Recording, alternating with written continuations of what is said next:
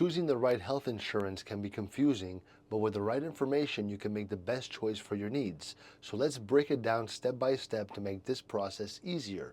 This is not financial advice, it's for educational purposes. So first, look for coverage that fits your needs. So whether you need coverage for basic doctor visits or something more extensive, choose a plan that covers your most important health needs, okay? Number two, consider plan types like PPOs, HMOs, or HSAs. Each has different benefits, so pick one that works best for you and your lifestyle.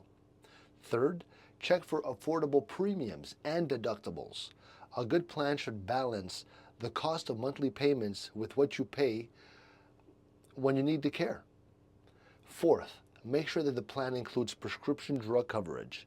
Medications are often, very important as a part of healthcare, so make sure that your plan covers your prescriptions. And finally, choose a plan with a wide network of doctors and hospitals so that you have plenty of options when you need care, okay?